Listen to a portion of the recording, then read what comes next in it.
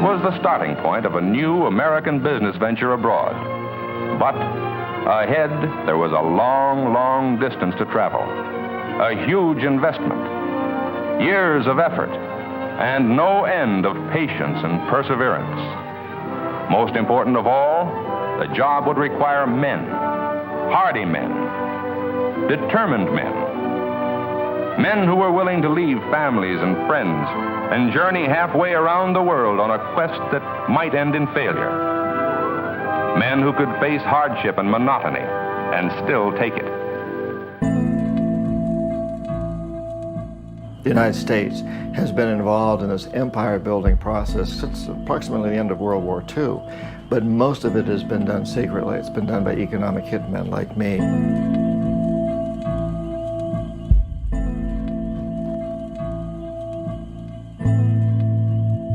CIA agents don't call themselves spooks or spies, and they don't usually even call themselves CIA agents. They're the commercial attaché or the political attaché at a US embassy or something. They put some other official title. It's not usually spy or even CIA agent.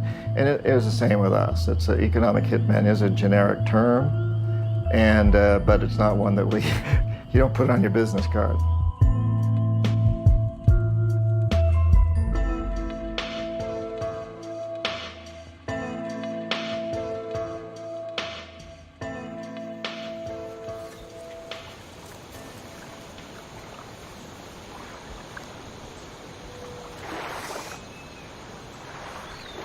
It was very frightening to me.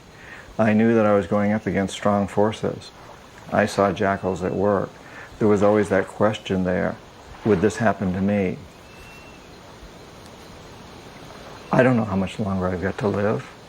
Could be 20 more days, or it could be 20 more years. I needed to tell this story.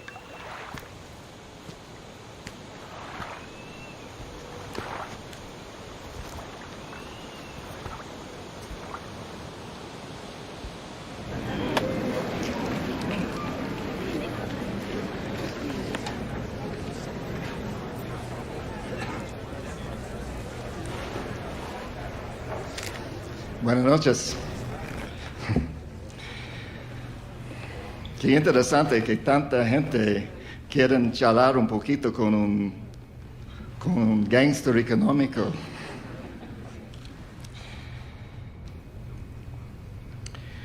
Bueno, empezamos. Disculpe mi español y también disculpe mi vida.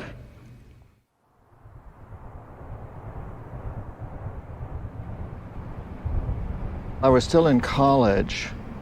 The National Security Agency, the United States' largest and probably most secretive spy organization, recruited me. And they put me through a series of tests, personality tests, lie detector tests, and they identified me as a good potential economic hitman. And they also discovered a number of weaknesses in my character. And I think we could call those perhaps the three big weaknesses of our culture: money, power, and sex. And when the NSA offers you a job at that level, they don't tell you what they're going to have you do. They say you're going to spend about a year going through training, and at the end of that, you and they together will decide on your assignment.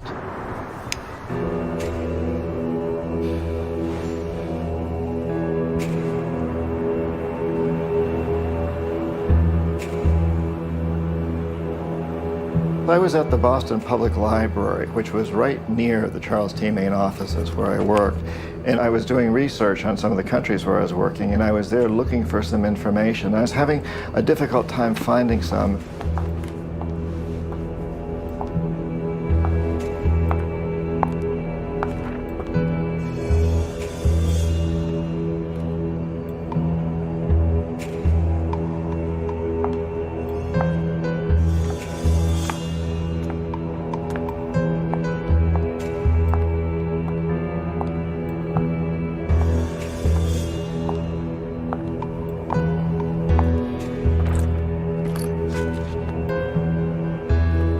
I was contacted by this amazing woman named Claudine, and she knew all about my background. She knew about my weaknesses. She came up and put a book in front of me on the desk, opened some of the information I was looking for, and her card was there, and it said consultant to Charles T. Main, which was my company.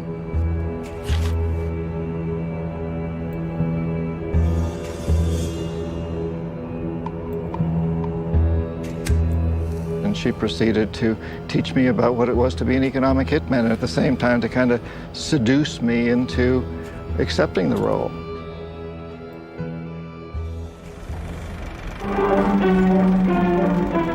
Wherever the limited water supply permitted, wheat was grown. And the Arab, essentially good-humored in spite of his hard life, would make a little dance and a little song as he threshed the grain. And for townspeople and Bedouin alike, life was an endless struggle.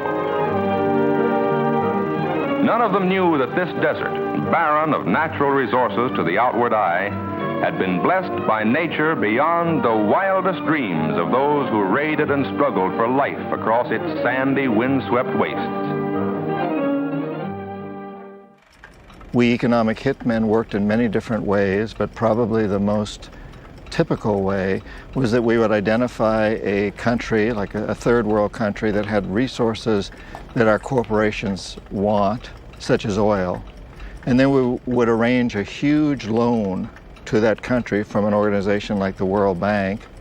But most of the money would go directly to some U.S. construction company or other contractor, such as a Bechtel or a Halliburton. And those companies then would build huge infrastructure projects in this third world country, like power plants, industrial parks, ports. When Charles T. Main had a contract with the government, my job was to inflate the need as high as I could, make the loan as big as I could, and this was, in essence, a policy. Among the more important undertakings for the benefit of the Saudi Arabs, wholly unconnected with oil operations, is the full-scale agricultural experiment project that is underway at Al-Kharj. This irrigation canal, which the oil company helped the Saudi Arab government to build, is bringing water to an area of nearly 3,000 acres now under intensive cultivation. But the whole country would be stuck holding a huge debt, a debt so large that it couldn't possibly repay it. So at some point, we economic hitmen would go back to that country and say, look, you can't repay your loan, so do us a favor. Vote with us on the next critical United Nations vote, or send troops in support of ours to someplace in the world like Iraq, or, most importantly, sell your oil to us real cheap, or your labor pool, or some other resource that we want. So it's an amazingly clever scheme, because the lines for tracing it were very hazy. These private companies are paid by the government, but they're paid under these misleading contracts. So for instance, Charles T. Main is hired to do economic hitman work, but it's considered engineering feasibility studies or economic feasibility study. And there was no direct connection. And of course, the other interesting thing is the money, we didn't even have to get the money that we loaned the countries. We got it through the World Bank. We'd set up an organization that was there to provide the money to do this. So we didn't need to provide it. Our own government, the United States government, didn't have to provide it, except we'd provide some to the World Bank, so we didn't even have to put up the money. And in that way, we've managed in the last 30 or 40 years to build the world's first truly global empire, and we've done it primarily without the military, primarily through economic hitmen.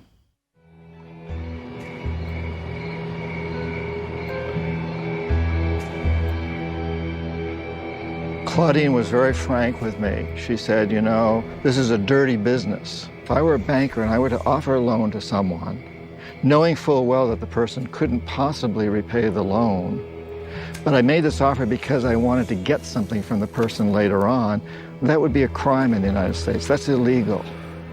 And she made that very, very clear to me. So she portrayed the dirty side of the business, while at the same time holding out this offer of money and power and sex. And she told me what I'd be expected to do, and there it was.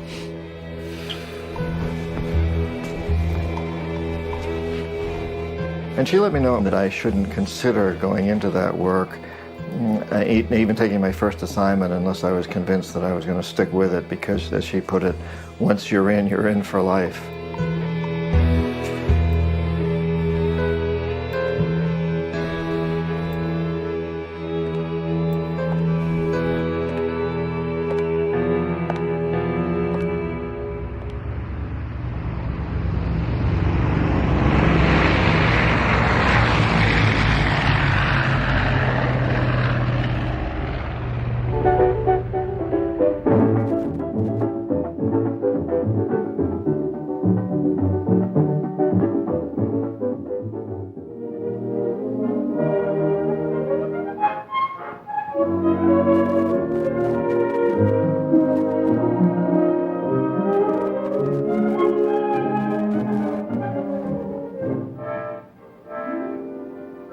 Por favor, señor, ¿dónde está mi equipage? No comprendo, señor. Favor de pasar por aquí. I was so sure I'd learned the right pronunciation. But when I tried my phrasebook Spanish at Maracaibo Airport, nobody could understand a word. It brought home what I was told in the briefing sessions by Creole. I'm starting work in a foreign country for an American oil company, and I'll have to learn its ways, just as Creole has. We each represent the United States here, in the eyes of the Venezuelans. If you work directly for the CIA or the National Security Agency or one of the other government organizations, as the original economic hitmen did, and if you were discovered doing what we do, the government would be culpable, and fingers would be pointed and said, this is U.S. policy. It's much easier to go out and hire someone who's been trained by our military or perhaps by our CIA, has all the qualifications, knows exactly what he is doing, but does not work directly for the government, works for a private company. So if that person is caught, it cannot be traced back to the government. My next letter will be from Lagunitas, because I leave for the oil fields tomorrow. Love to you and the boys. Jim. Where is Daddy, Mommy? Well, Jeff, I'll just show you. We're here in the United States. And Daddy is down here in Venezuela. I had the driver take me for a ride around Caracas.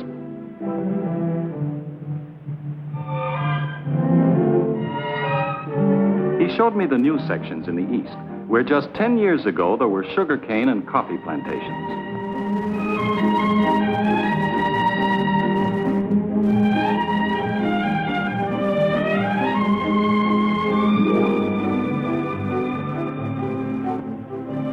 Some of the residential areas are almost futuristic.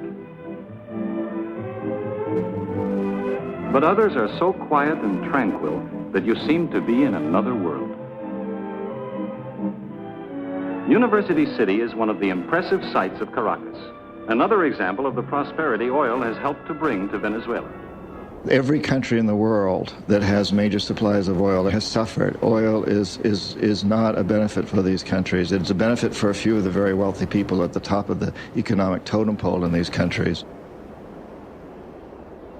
You know, the whole theory of development lending is you borrow money from the World Bank, but then you'll invest in this wonderful dam or adopt these wonderful policies which will promote economic growth, which will easily pay back the loan and then more, so it's a good investment. But of course this development lending doesn't work out. Huge parts of the world have been going backwards. I mean, you can look at sub-Saharan Africa, most of Latin America. It's been 2 lost decades. The people, in many ways, the 50 or 60% of the population of most Latin American countries are as poor as they've ever been, in some cases poorer. The Caraqueños are especially proud of their low-rent housing projects. Huge apartment buildings, in clusters on the hillsides. We have nothing like them at home. In every one of these cities, you're probably going to find skyscrapers. And you're going to find a lot more people driving Mercedes-Benzes. But if you go into the poor sections, you're going to find it overwhelmingly worse in much more numbers.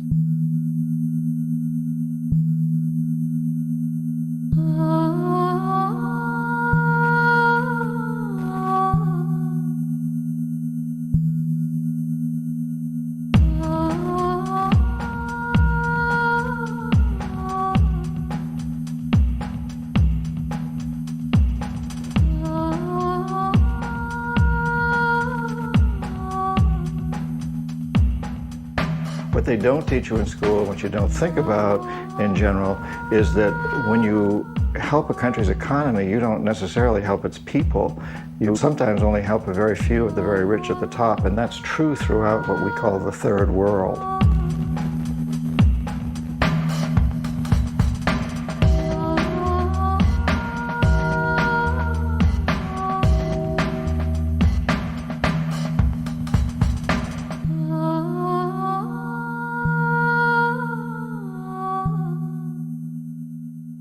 Identificamos un país que tiene recursos nuestras corporaciones desean. Por ejemplo, en los 70s identificamos a Ecuador como un país lleno de petróleo. Yo le pregunto al arrepentido si a un gángster, a un sicario de la CIA, tiene conciencia y por lo tanto tiene credibilidad como para convencer de su arrepentimiento.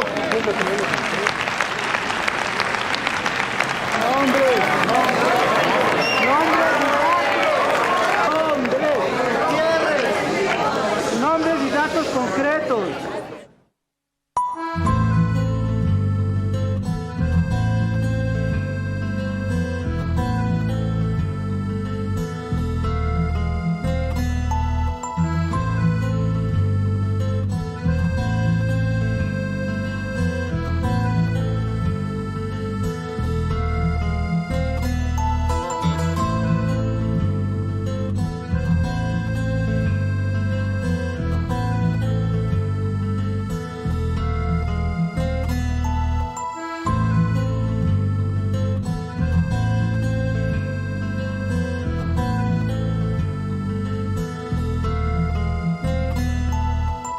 He was a man who wanted Ecuador to go its own way. He wanted the indigenous people to not have these U.S. oil companies come in and pollute the area and so forth. He was a very enlightened guy, not particularly radical. He was a good man. I mean, we liked him. We thought he was one of the better presidents in Latin America. En la época de Roldós se duplicó el salario de los trabajadores y hasta la época no se ha vuelto a recuperar la capacidad adquisitiva que tenían los trabajadores en el año 80.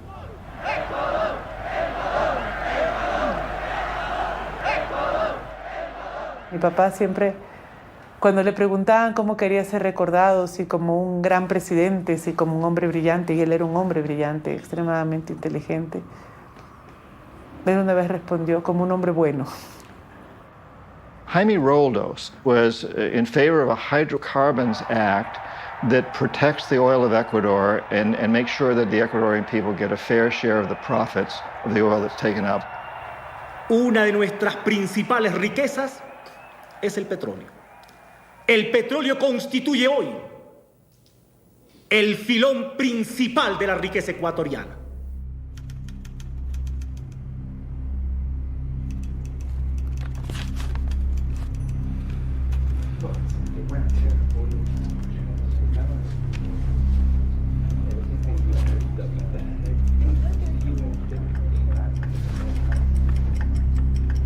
As soon as one of these presidents is elected, he's immediately visited by an economic hitman.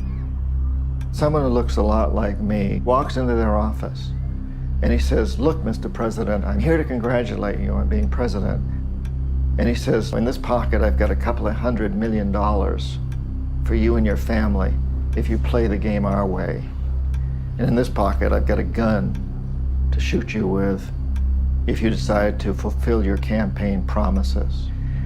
The decision is yours, but I want to remind you, remember Salvador Allende, remember Arbenz, remember Patrice Lumumba, remember, there's a whole list of them. And these presidents all know, they know what happened to those people. Anyone that went up against the corporatocracy either died or got taken out of office. So what would you do in a situation like that? You know, I think we all have to ask ourselves, what would I do if I was in that situation? It's very, very difficult. Definitivamente, si uno ve los últimos meses de su mandato, Básicamente, desde enero, fundamentalmente, encuentra muchos hitos de presión, ¿no? Constantemente parece que recibía amenazas, recibía papeles que simplemente leía, rompía y tiraba, ¿no? Y eran muchas, aparentemente eran muchas amenazas contra ellos. Mi mamá estaba preocupada.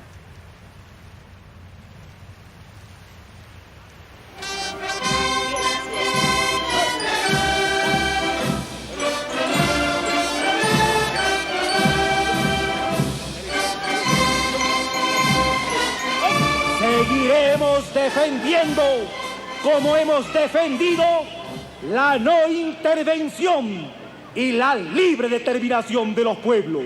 Y saludamos con beneplácito los avances democráticos que hacen los pueblos del mundo.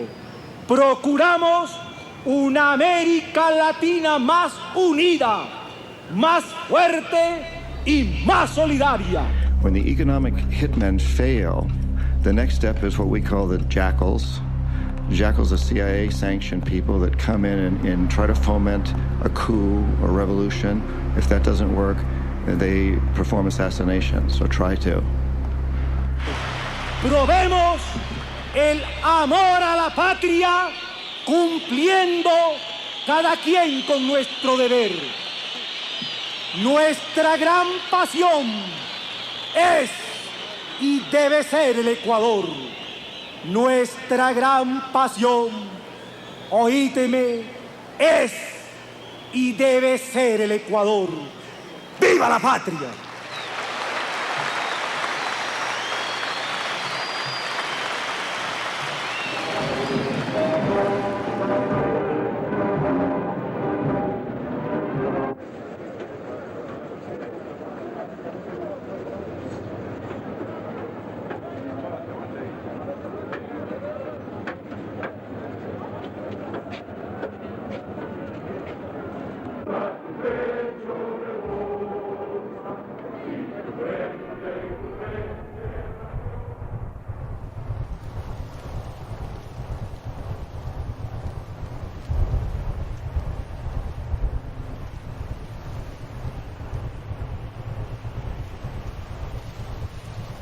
After the plane crash, the whole area was sealed off, and not even Ecuadorian police were allowed into it. The only people allowed into it were U.S.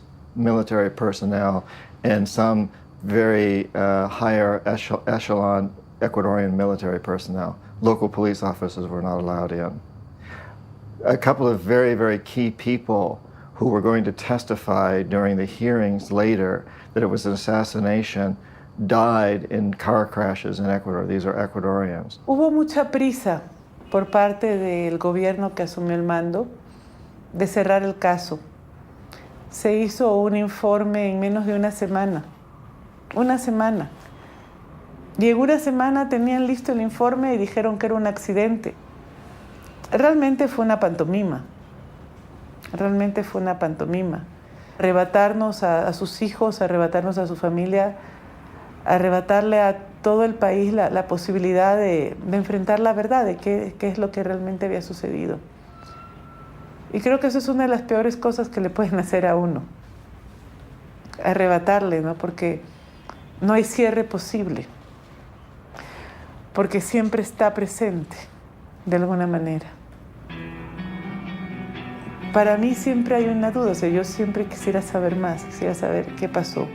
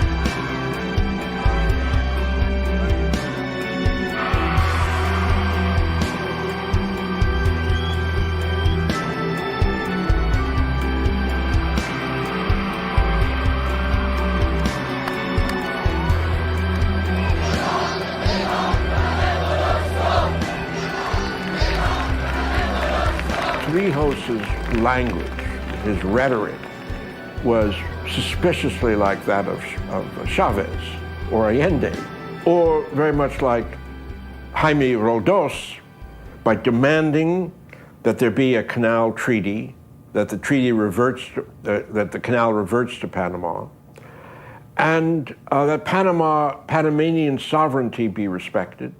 He basically said no to the United States. He said, we're not going to do things your way anymore. This canal belongs to the Panamanian people. It bisects our country. We want it back, and we should have it back. This brought tremendous pride to Panamanians to have him say this.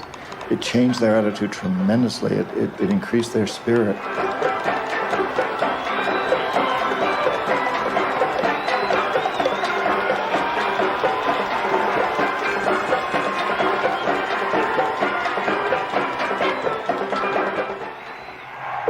The 50,000 Americans here and the Canal Zone have always been emotional issues in Panama.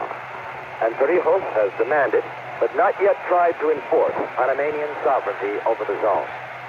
In his speech, Torrijos said, I know that many of you would like to go to the zone today, but nobody's going. Let's wait and see how negotiation works. We have a sole recourse if our talks with the United States fail, the Panamanian strongman added. If we have to die, we will die because we want a freer country. Since the Panama Canal was a very strategic waterway, the dilemma of the United States is, will you allow this man to be, in control of a strategic waterway?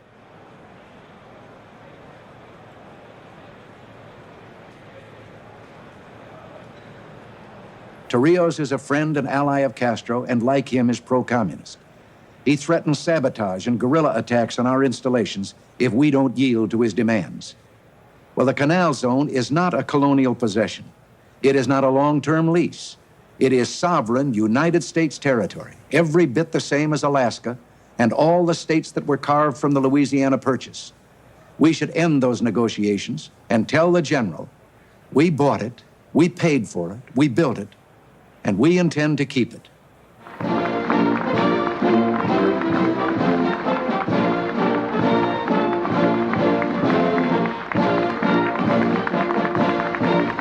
I, Jimmy Carter, do solemnly swear that I will faithfully execute the office of President of the United States. Congratulations.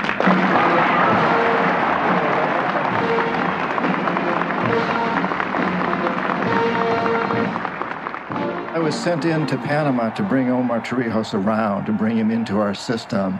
And he refused to do that. He said, look, I know if I play your game, he told me directly, if I play your game, I'll become very rich.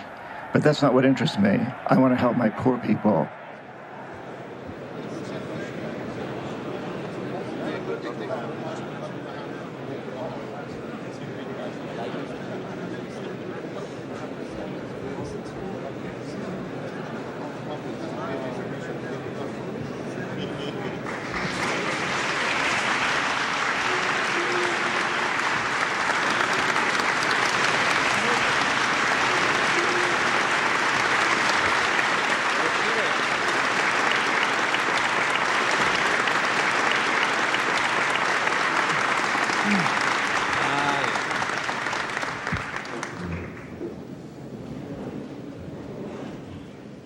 Ladies and gentlemen, the head of government of Panama, Mr. Torrijos Herrera, and the President of the United States, Mr. Jimmy Carter, today conclude a process where nobody negotiated in fear and where no one was afraid to negotiate. We are here to participate in the signing of treaties which will assure a peaceful and prosperous and secure future for an international waterway of great importance to us all. But the treaties do more than that. They mark the commitment of the United States to the belief that fairness and not force should lie at the heart of our dealings with the nations of the world. The people of the United States, technologically advanced, opened up Panama and managed to communicate and link together two oceans in what is now a trip of only 8 hours. Nonetheless, what happened to be a technological advance for mankind became a colonial conquest of our country as a result of historic deformations. What made Panamanians hopeful and what strengthened Panamanians' patience was the firm conviction that the American people are not a colonialist people. It was a terrible burden for me that I knew that if I didn't really want to corrupt Torrijos because I'd admired his courage and his honesty and his determination to help his poor people. I admired that. On the other hand, it was my job to corrupt him, and I felt that if I didn't corrupt him, then the jackals would come in and something much worse would happen to him. My presence here, together with the leaders and statesmen of this hemisphere, represents the conclusion of many struggles on the part of many generations of Panamanian patriots.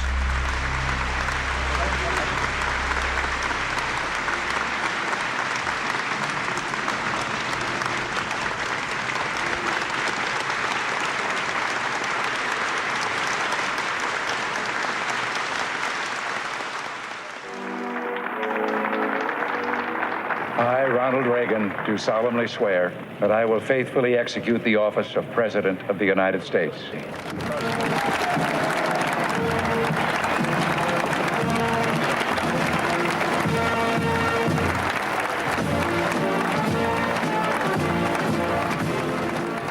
Todo el clima político cambió en América Latina.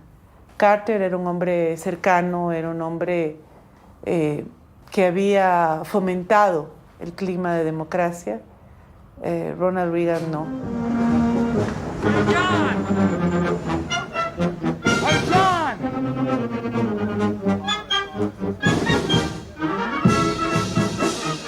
You, the men and women of the CIA, are the eyes and ears of the free world.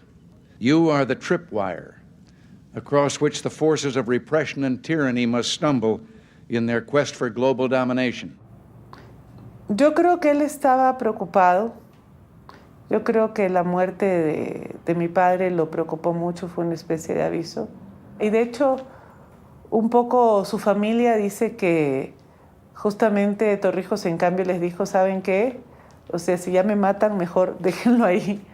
No arriesguen más, no se vayan a arriesgar.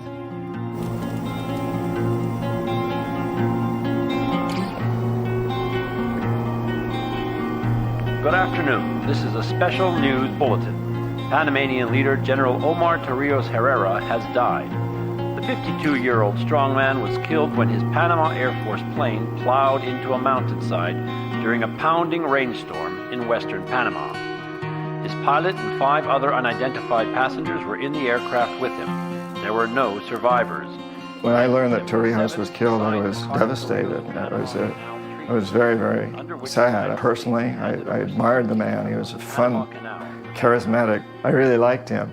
And I was also terribly saddened for what it represented, for the symbolism that it deeply struck me that this is what my country does. General Torrijos is the second Latin American president to die in a plane crash in the last 3 months. Ecuadorian President Jaime Robles Now, of course, died last some May. maintain that these weren't just air crashes. These were political events that were staged. We have no proof. I mean, I don't know this for a moment, but it's not beyond belief that these were not natural acts. There have been lots of political plane crashes in Latin America. In fact, if you're a Latin American politician, take the train.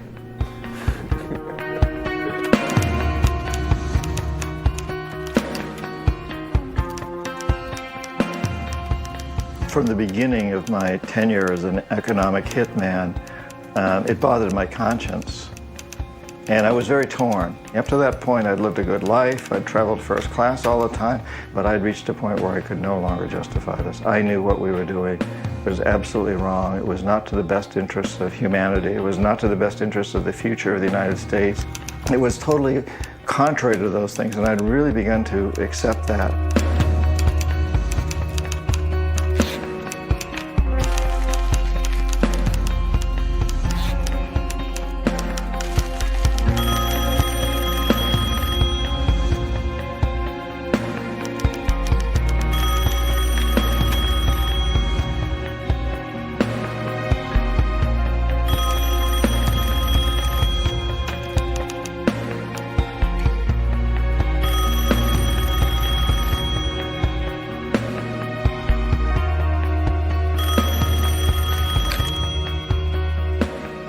as I get deeper into that process, I was bribed and really threatened. If I talked to people, if I let the word get out that I was in the process of exposing what we'd done, it became very clear to me that I would pay serious consequences. And at the same time, at one point, I was offered about $500,000 not to write the book.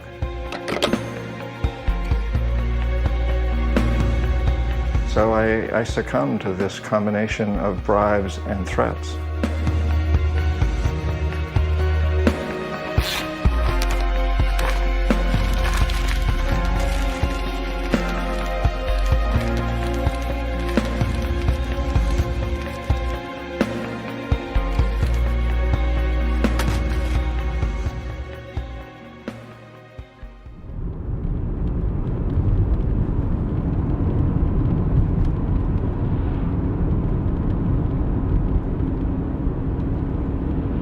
Being back in Ecuador for me is a mixture of feelings.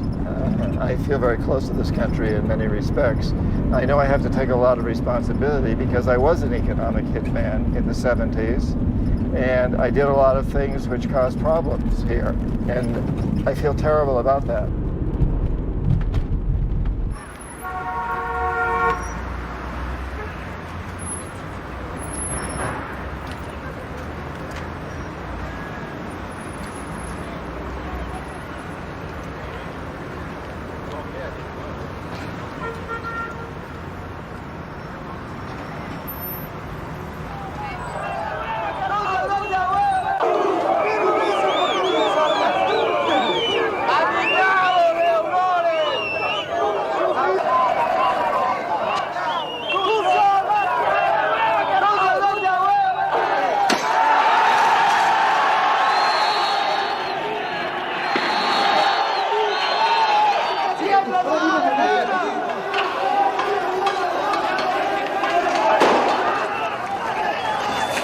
Hubo gente que hizo sus carreras políticas sobre los cadáveres de mi padre. Se barrían los cadáveres debajo de la alfombra por la gobernabilidad. Y hemos llegado a un país que es ingobernable en los últimos años. The fact that we took Roldos out served an incredible notice on any future presidents of Ecuador. So when the economic hitmen go in and say, here's a couple of $100 million for you and your family, or if you don't take that, here's a bullet.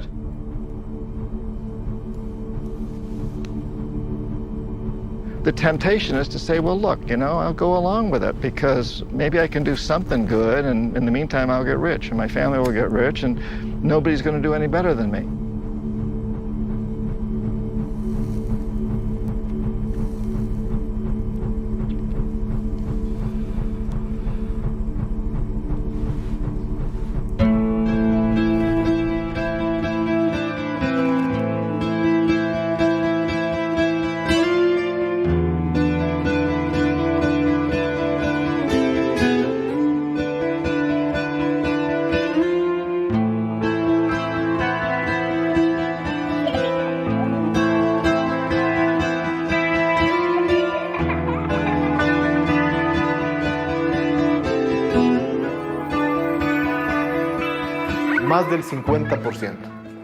Más del 50% del presupuesto se orientaba al pago de la deuda externa.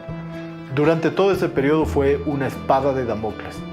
Fue el chantaje continuo con el que los organismos impusieron las políticas, organismos internacionales, me refiero al Fondo Monetario, el Banco Mundial, impusieron políticas muy antipopulares.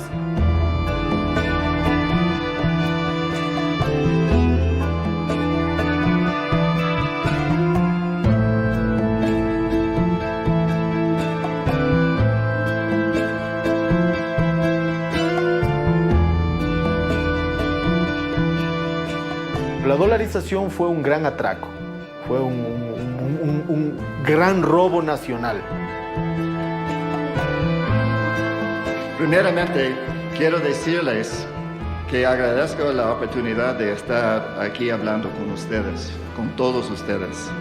Vengo con el mayor de los respetos por el liderazgo que el Ecuador está teniendo en el proceso democrático.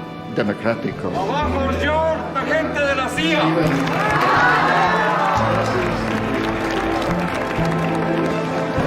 ¡Viva John Pérkins, próximo presidente de Gringolandia! La noche de los gringos.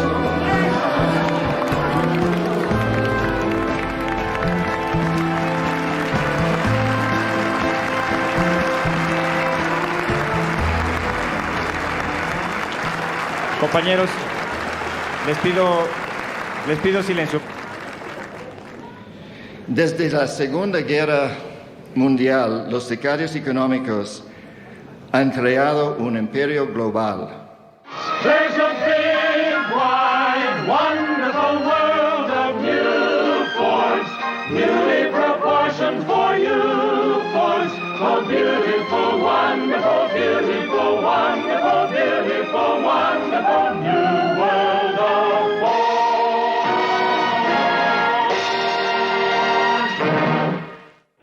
I have asked Robert McNamara to assume the responsibilities of Secretary of Defense, and I'm glad and happy to say that he has accepted this responsibility.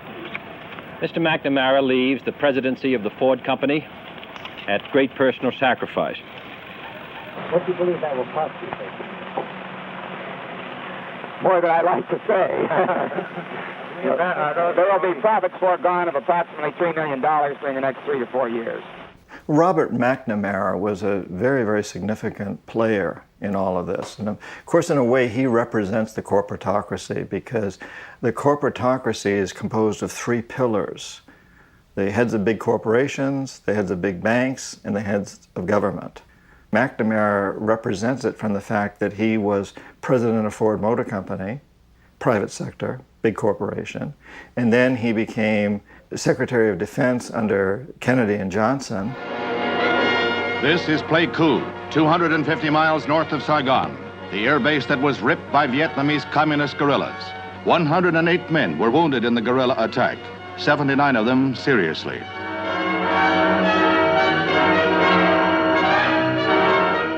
U.S. representatives in Saigon met with representatives of the South Vietnamese government. They jointly agreed that joint retaliatory action was required.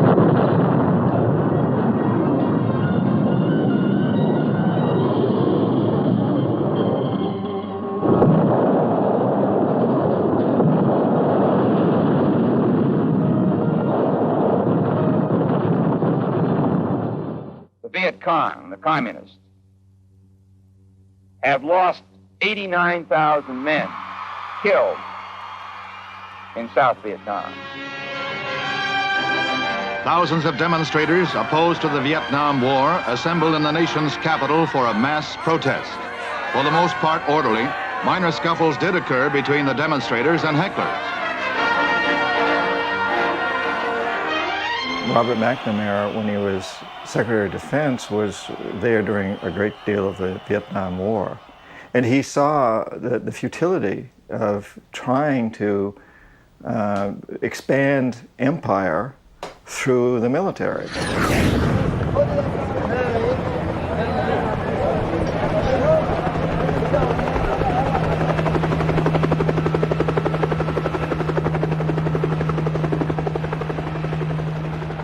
For many long and quite demanding years, Bob McNamara has guided the defense establishment. He has helped to give America the most efficient military strength in its history.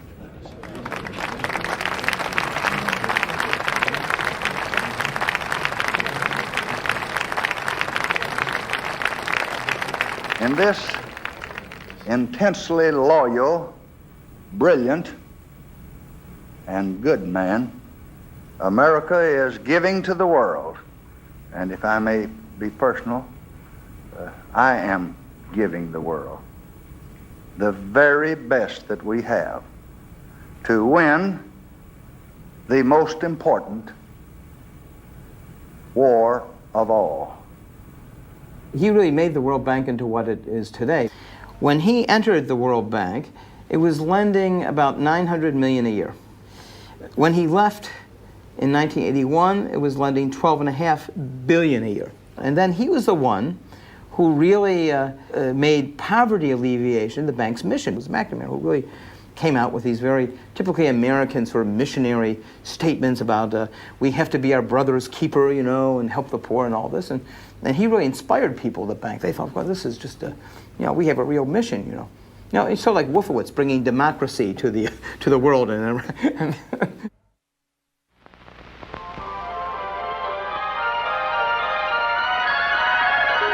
You are about to know the thrill of seeing that which has never been seen before. You're about to enter a beautiful, exciting, wonderful new world. For the first time in history, you'll see not one, not two,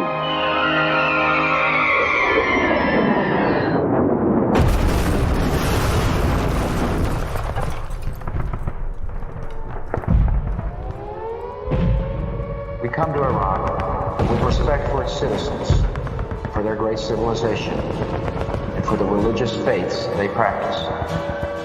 We will deliver the food and medicine you need. Do not destroy oil wells, a source of wealth that belongs to the Iraqi people. The government of Iraq and the future of your country will soon belong to you.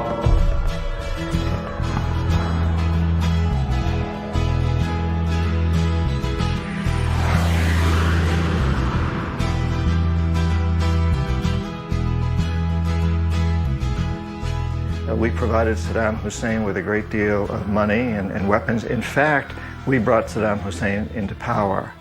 We lent him billions of dollars.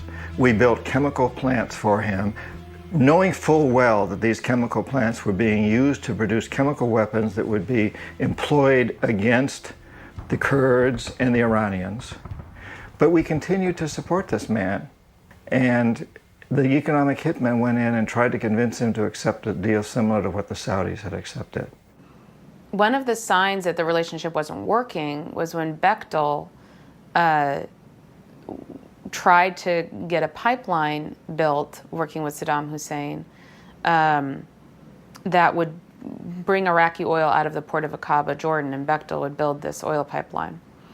And Saddam Hussein said no, and the fact that he said no to this huge deal was one of the signs that this guy isn't going to play ball as we want him to.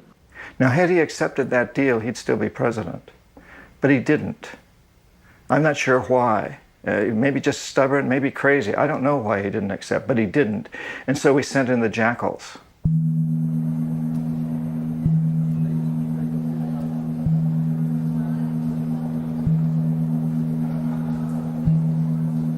We had a series of CIA teams. I was head of one of them to go in and actually see if we could do a coup d'etat. I mean, when we went in, we walked across the border.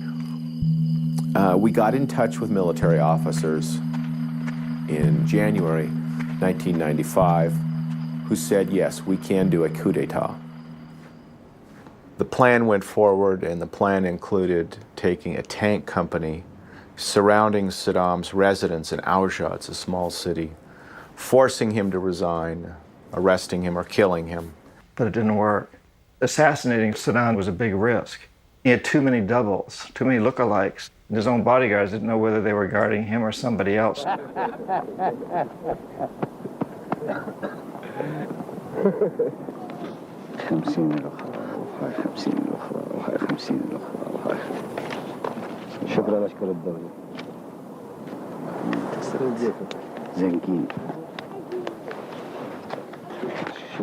And so we sent the military in, the last resort. You got the economic hitmen. When they fail, the jackals go in. If they fail too, then as a last resort, we send in the military.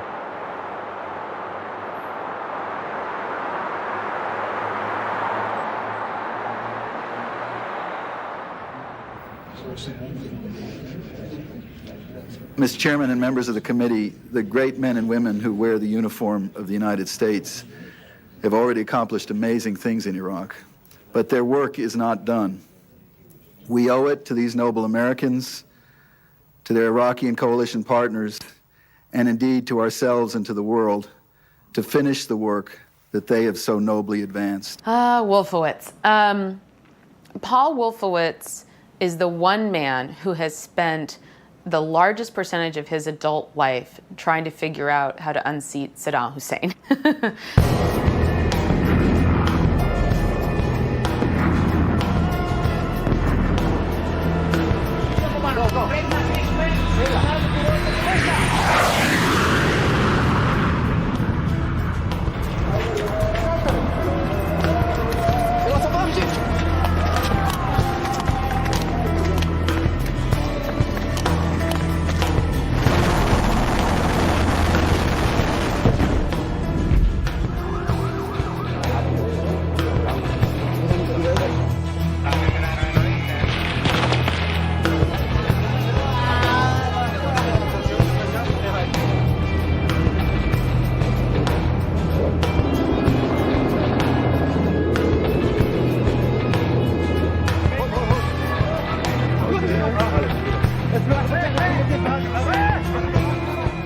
So we sent in the military, and we did take him out.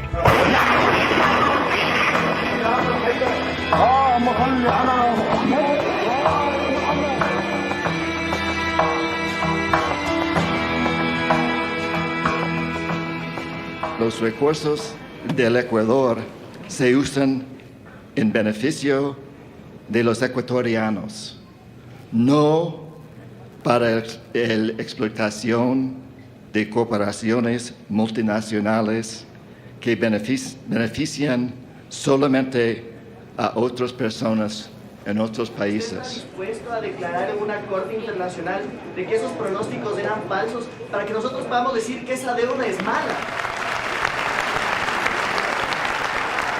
Ellos saben que nos han estado robando, que hemos pagado cuántas veces la deuda externa y muchos insisten todavía en negociarla, en pagarla.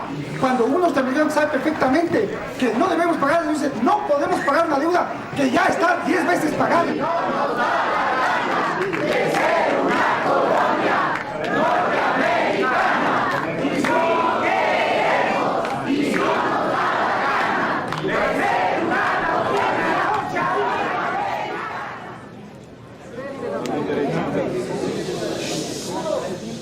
Sin embargo, el país tiene una deuda grande, muy grande, tan grande que no puede pagarlo. Esto es una parte del plan. Esto es lo que pasó en Irak. It is a fallacy to say that there was no post-invasion plan for Iraq. There was a very clear plan. It was an economic plan to restructure the economy so that it would be switched from an economy that was essentially closed to foreign corporate access to one that was sort of a dream work of foreign corporate access.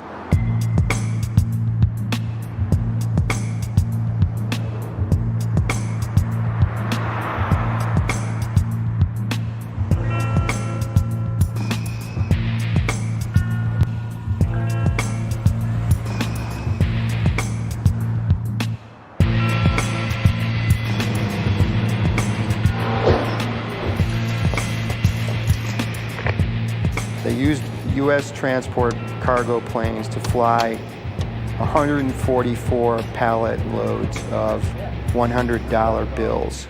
Tons of American cash were flown over there.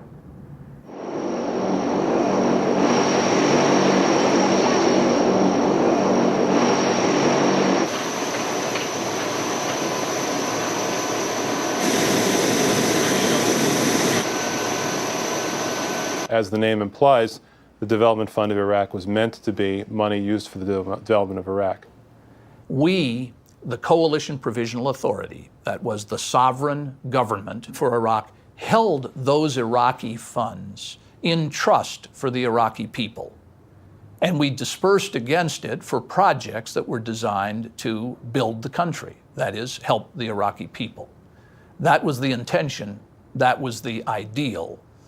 In reality, that system broke down in many ways. It's a total looting situation in Iraq. We're stealing everything, basically. It's not just about oil, it's about everything. Yes, there's money being stolen, there's tremendous amounts of corruption. And there's a picture of $2 million sitting on a table behind 3 of the government officials in Baghdad who were just handing out the cash to people. That's all they were doing, just handing out the cash all day long.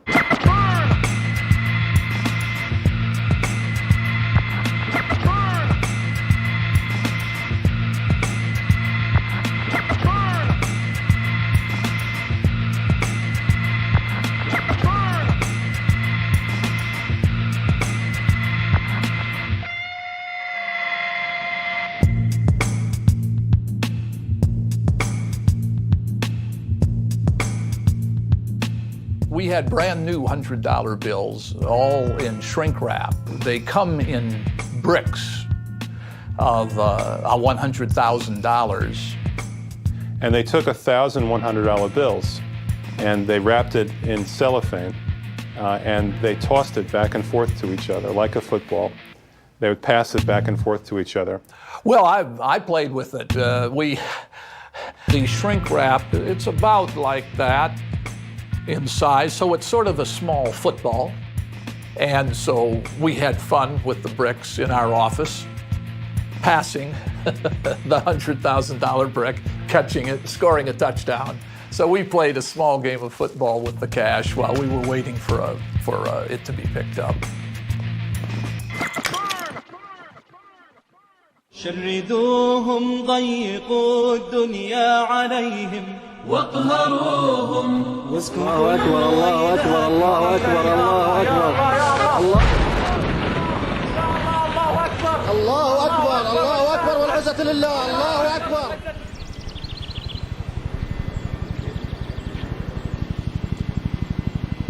Thank you, Mr. Governor. It's my 3rd time back in Mosul, and I must say I've enjoyed it every time I've been here.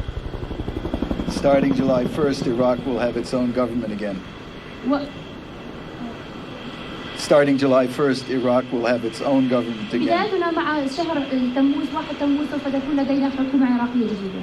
But you won't be alone. We will still be supporting you. ولكن لا تكونون بوحدكم، لكن القوات التحالف سوف تبقى موجودة هنا. We have spilled blood with you and for you. نحن هدرنا دمنا معكم ولأجلكم. And your success will be our success. ونجاحكم هو نجاحنا.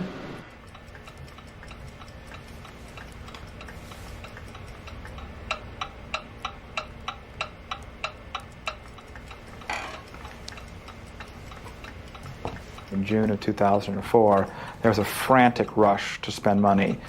So you literally had people pleading, sending emails to each other saying, is there anybody who needs some money? I've got some money to give away. What kind of projects do you have that I can send some money to?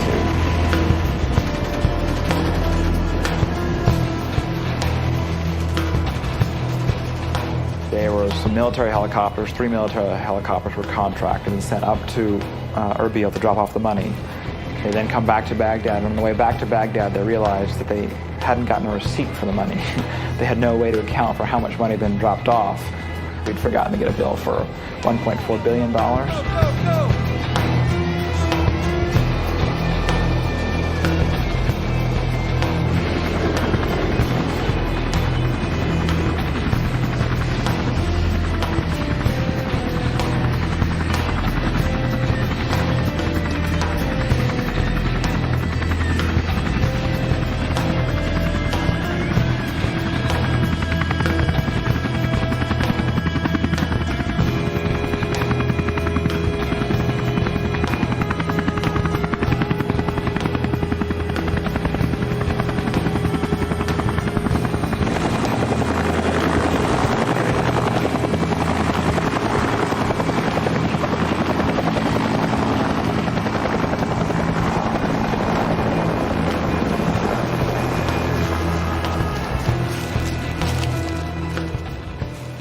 There was $18 billion in money spent from the Development Fund of Iraq under the control of the Coalition Provisional Authority in the first 18 months of the occupation.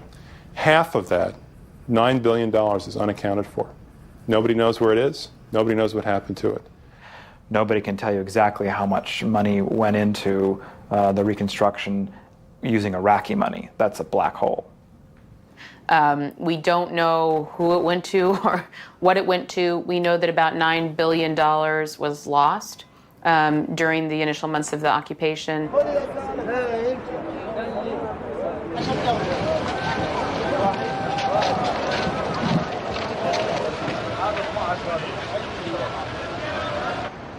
They've essentially done what the U.S. tries to do through the World Bank, which is to restructure economies in a way that favors the interests of multinational corporations. That's the game. Here, they've taken off the velvet glove and used the iron fist in a way that is much more blatant and obvious to anybody who cares to pay attention. Are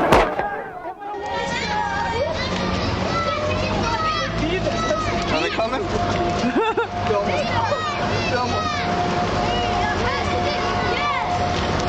got it? You want some water? Water? Mike? Come on, keep running. Here. Here. You getting them? I'm getting them, son. Come on, we're almost there. Hurry. That's fucked up. Here. Can you see him? I can see him, sir.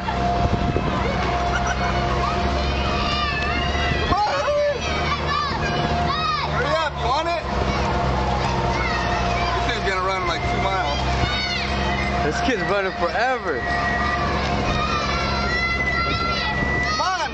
Look at this kid! Come on! What? He's chasing it, man.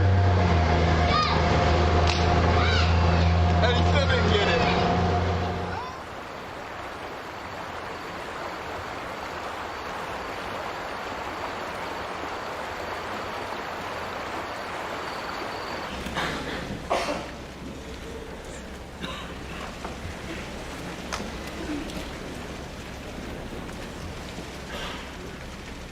I appreciate the world leaders taking my phone calls as I explained to them why I think Paul will be a strong president of the World Bank.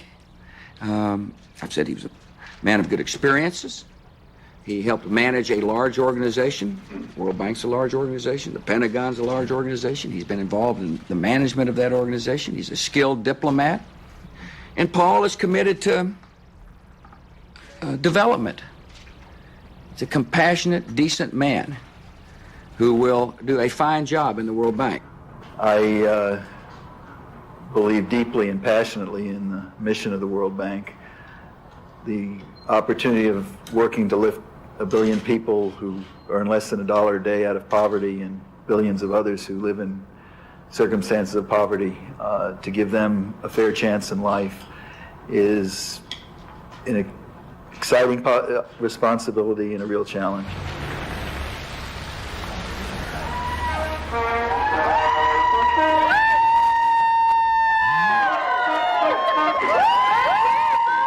We'd like a few words with our winner tonight. So, Wolfowitz, do you feel you deserve this victory?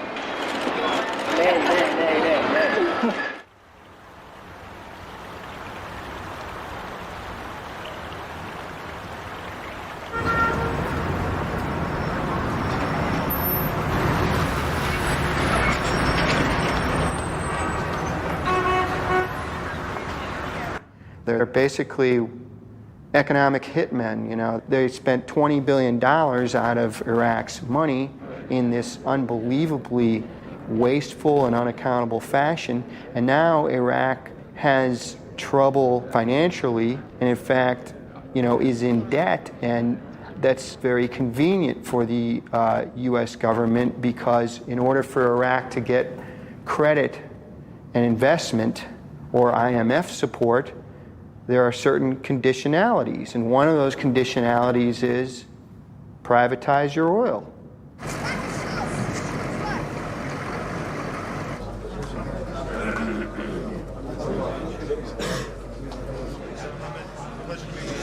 The International Monetary Fund signed an agreement with the Iraqi government in December 2005 for the cancellation of part of Iraq's external debt. And one of the conditions set by the International Monetary Fund was that the Iraqi government pass a law by the end of 2006. That law shifts the Iraqi oil industry from being in the public sector, which has been the case for nearly 35 years in Iraq, to being predominantly controlled by multinational companies. So the way that it went is, okay, we will give you a structural adjustment program, okay? You liberalize, you deregulate, you privatize your economy, okay, as the quid pro quo, and the money that we give you will then be channeled into debt repayments to our commercial banks. Very innovative. It sounds like the same old scenario, and empires have always been built that way. It's just that this one has been done a little bit more secretly up until now. What's interesting, I think, about Iraq in a way is that things are really coming out in the open. Do you, Pentagon, promise to make war without end on countries that defy the civilized world by refusing to integrate with the global market economy? I do. Do you, World Bank, promise to continue forever and ever with policies such as water privatization, free trade, and labor deregulation? I do, most definitely.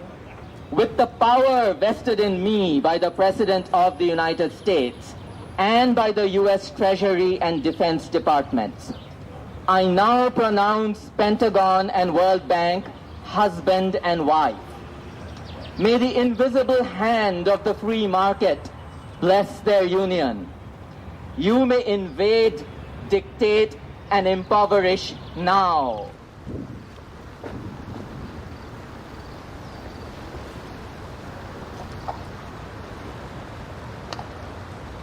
One thing that has impressed me a lot as I've traveled around the world is not only that the poorest countries of the world need and value the relationship with us, but even the very successful developing countries still find a benefit from working with the World Bank.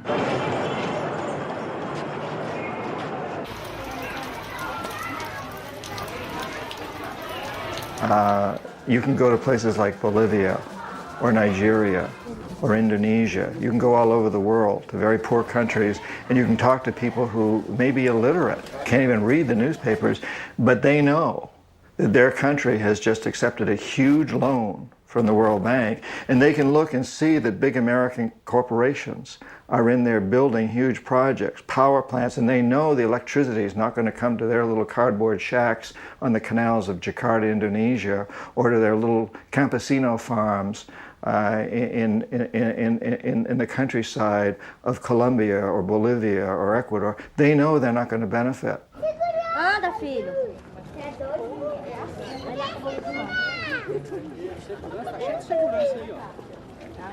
Certain things are really very simple and very clear. It's very clear and simple that the purpose of this is poverty reduction. It's very clear and simple the purpose of this is to increase our ability to provide usable resources, not to cut back on lending. And in fact, I'd note in the past year our lending has reached record levels, but it needs to go up further, and we're going to need more money from donors.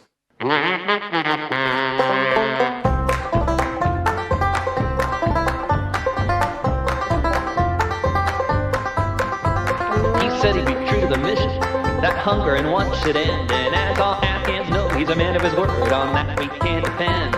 So be prepared for prosperity, it's coming to your door, cause there will be no poverty once we kill off all the poor.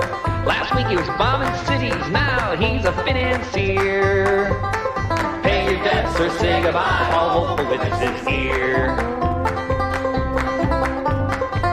He'll lead us to freedom, and we will be so glad, just like those shoppers in that market in downtown Baghdad. Last week he was bombing cities, now he's a financier. Pay your debts or say goodbye, all hopeful witnesses here.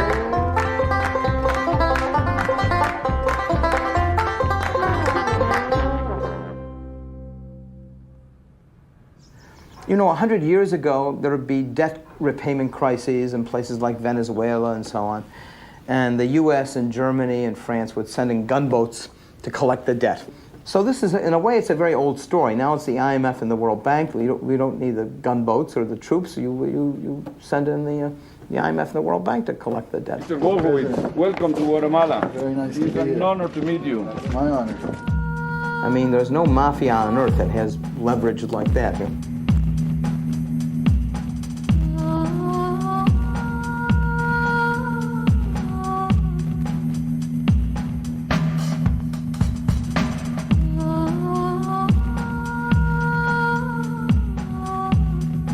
We looked at Saudi Arabia as our biggest success as economic hitmen, and probably the one that, in the long run, has had the most impact on world history for a long time. The king sees the oil development as the greatest single means to modernize his country and improve the living standards of his people. The Navy has said that Saudi Arabian oil is one of its most important strategic sources of supply.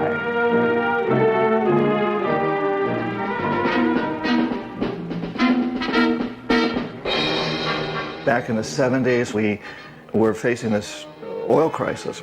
OPEC had decided to basically hold us hostage to them. And the Treasury Department came to me and other economic hitmen and said, you know, we can't allow this to happen anymore. We can't be blackmailed by OPEC. You guys have to figure out a way to stop this. And we knew that the key to any such solution lay with Saudi Arabia, because we knew that the House of Saud was corruptible and Saudi Arabia had more oil than anybody else in the world.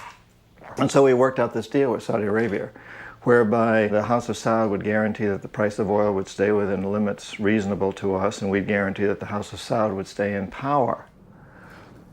So what we agreed to do was not investigate Saudi Arabia, not condemn it, not look into it if it would pump oil. It was a gentleman's agreement. You will not find a piece of paper. But it was always understood. Now, in the case of Saudi Arabia, in the long run, there was what we call blowback. It's a CIA term. It means that a policy that you think has worked to your advantage ultimately blows back in your face. If 15 of the suicide bombers on 9/11 were Saudis, right? How many Saudis have been indicted, have gone to jail for 9/11? None.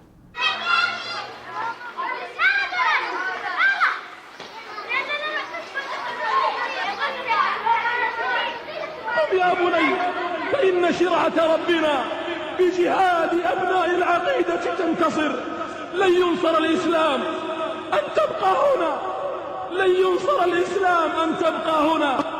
There's so much resentment, there's so much blowback in the world around this empire that the United States and its allies have managed to build in the last 3 or 4 decades. Monotony and poverty were the common lot. But in their abiding faith, they found solace. For religion is not worn like a cloak in the Arab land. It is a vital part of every good Muslim's life. Muhammad united the Arabs, purified their customs, bound them into one people, and filled them with a great faith. 5 times a day, even the humblest Arab stops his work, faces Mecca, and intones the sacred words of the Quran. La ilaha illallah wa Muhammad Rasulullah.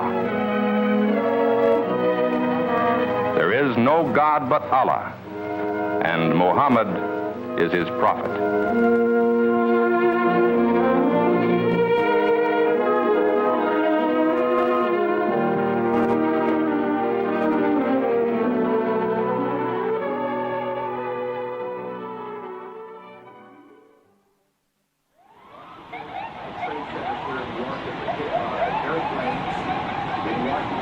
Oh my God! Oh my God! Oh my God! Oh my God! Oh my God! I told you! Oh my God! All these people! Oh my God! Oh my God! Oh my God! Americans are asking, why do they hate us? Oh my God! The turning point for me really to write the book was 9/11. After 9/11, shortly afterwards, I flew up to Ground Zero in New York, where the World Trade Centers had been. And as I stood there, this pit was still smoldering, and you could still smell burning human flesh. And I was greatly moved by this experience. And as I stood there looking into that terrible pit, I realized that I had to take responsibility for what was going on, that while Osama bin Laden may be a mass murderer who should be brought to justice, the fact of the matter is a great deal of the world looks at him as a hero. So it was very clear to me on that day that I stood there looking down into that terrible pit where the World Trade Centers had once stood, that I needed to tell this story, that I needed to come clean on what we've done in the past 50 years since World War II. And I realized that the American people did not understand why someone had done what Osama bin Laden had done, and that we need to understand that. It needs to be very clear to us.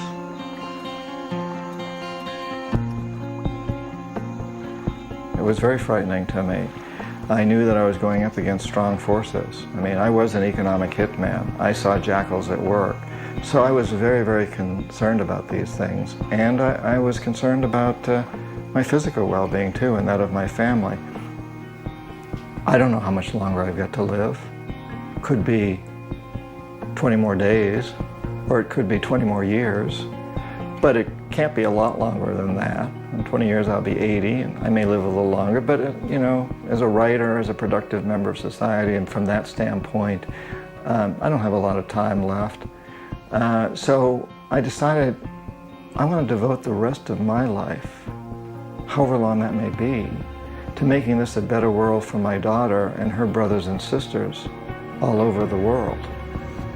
And that's what I must do. And so it doesn't really matter what the repercussions are. I must write this book because that's taking the first step.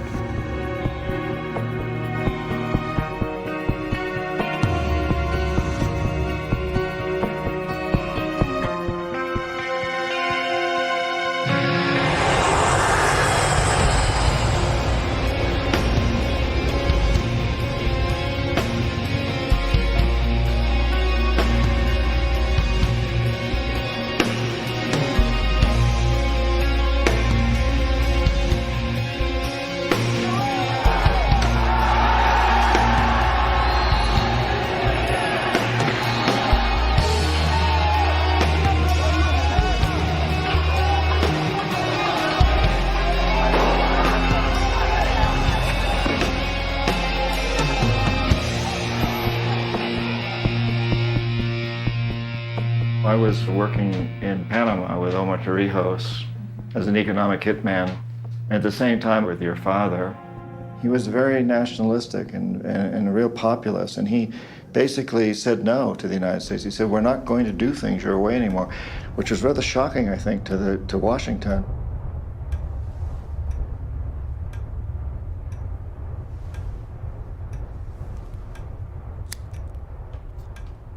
And part of my motivation was I wanted to succeed with Omar Torrijos, and I wanted to succeed with your father, because for me it would save lives. The thing is that when they died, for us was like the end of the world. I was 17. And what happened afterwards, and I remember it like a blur, because years after I have to read about that period of time to remember, because I almost forget all that year. I almost forgot all that year. He said that Ecuadorian resources ought to be used to help the Ecuadorian people, not to make foreign corporations rich.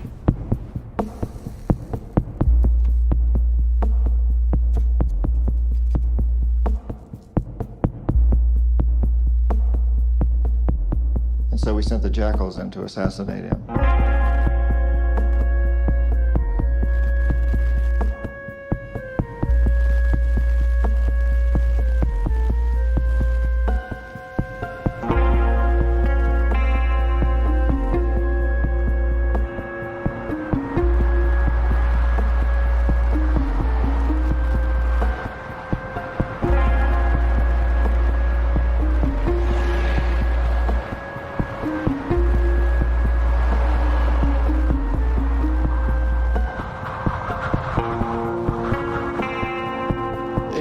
confesiones se dice claramente que en el caso de Torrijos, una pequeña grabadora dentro del avión en el que él viajaba tenía la bomba que estalla y que hace que ese avión caiga y muera Omar Torrijos. Sí, esta es mi opinión, sí.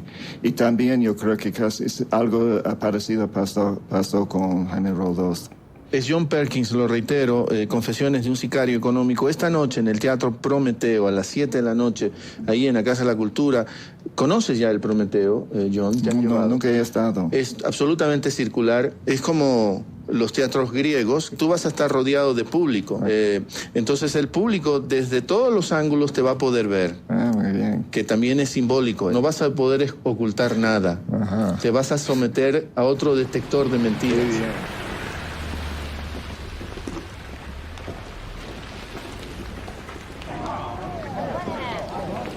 Llamar a la reflexión de que de pronto los países pequeños también somos dignos, de que hay una gran reserva moral en países pequeños como el Ecuador, de que hay una gran reserva moral en cada uno de nosotros y en presidentes como Roldós.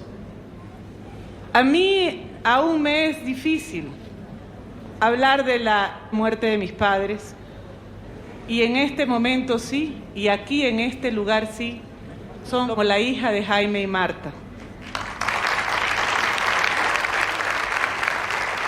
Oyendo a estas palabras de Marta Roldós, me puso mucha emoción en mi corazón. Tengo que pensar un momento. Aquí en Quito cayó el imperio incaico, aquí en Quito empezó la caída del imperio español, y aquí en Quito, el Ecuador, caerá también el imperio norteamericano.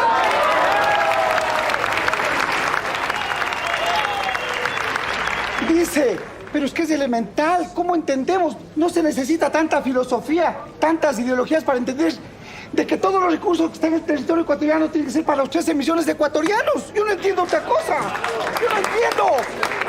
Y que no tiene, dice el señor Pérkins, que no tiene que ser para las transnacionales, que ellos viven allá corrompiéndose. Por lo tanto, en esta asamblea que viene compatriotas, a diferencia de la del 98, en la que se privatizó todo, todos los recursos naturales, la minería, el petróleo, el pueblo, le dejaremos solo y le tocará rendir cuentas a la historia.